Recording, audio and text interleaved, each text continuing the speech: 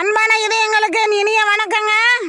இன்னைக்கு நாம மரவள்ளி கிழங்கு அறுவடை செய்யறத பார்க்க போறோம். நம்ம கிராமத்துல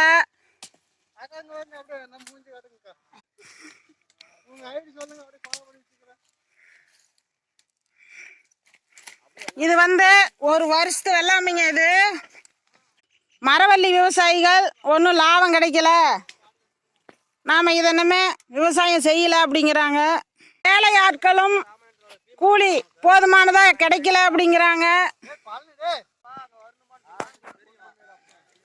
ஒரு வருஷமா இதுல தண்ணி கட்டி களை எடுத்து போதுமான லாபம் கிடைக்கல அப்படிங்கிறாங்க.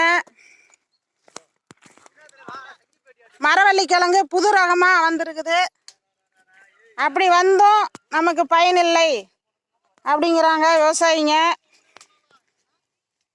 இது ஆடு மாடுகளுக்கு கூட இந்த தீவனம், இந்த குச்சியோடைய தலையை போட முடியாதுங்க. இது அவ்வளோ கசப்புத்தன்மை இருக்குது இந்த கிழங்குல. வருஷம் முழுதும் இதுக்கு வேலை செஞ்சு போதுமான லாபம் இல்லை, செலவு அதிகமாகுது அப்படிங்கிறாங்க விவசாயிகள்.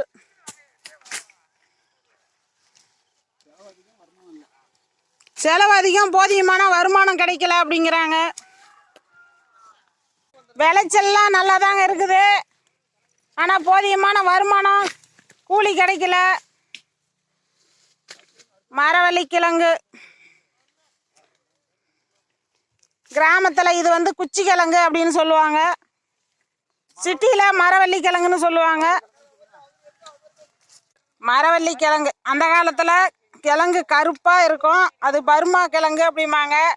எல்லோருமே அதை சாப்பிட்லாம், ஆடு மாடு நாம் எல்லாருமே அதை சாப்பிட்லாங்க. இப்போ இதெல்லாம் சாப்பிட்றதுக்கெல்லாம் இருக்காது, எல்லாம் புது ரகமாக கண்டுபிடிச்சிட்டாங்க. உங்களுக்கு போதுமான கூலி கிடைக்குதா? இல்லம்மா, எங்களுக்கு என்னமோ பொழுதுக்கு வச்சு 500 400 கிடைக்குது, அவ்வளவுதான் கிடைக்குதுங்களா? 1000 ரூபாய் சம்பாதிக்கிறாங்க. ஐயோ சாமி, எங்களுக்கு அப்படி கூலி கிடைச்சா எங்களுக்கு என்னமா கூலி கிடைக்கல. எல்லாம் புள்ள போட்டாட்டிலாம் விட்டுட்டு வந்து. என்ன ஊர்ல இருந்து வந்திருக்கீங்க? பச்சை மலையில இருந்து வந்திருக்கோமா. பச்சை மலை சாமி. ஆமா. சரிங்க. வந்துமா 1000 ரூபாய் கிடைக்கணும், வந்தாங்க 500 ரூபாய். அடாடா, பத்தாதே உங்க குடும்ப செலவுக்கு? சாமி, எங்க செலவுக்கே பத்தல. உங்க செலவுக்கே பத்தலையா? வீட்டுக்கு 100 ரூபாய் 200 ரூபாய் போகுது. 500 ரூபாய்க்கு செலவு பண்றீங்களா நீங்க? சாப்பாடுமா, அப்ப என்ன பண்றது? சரிங்க, நன்றிங்க. நன்றி. சின்னதுரையா, நன்றி அண்ணா.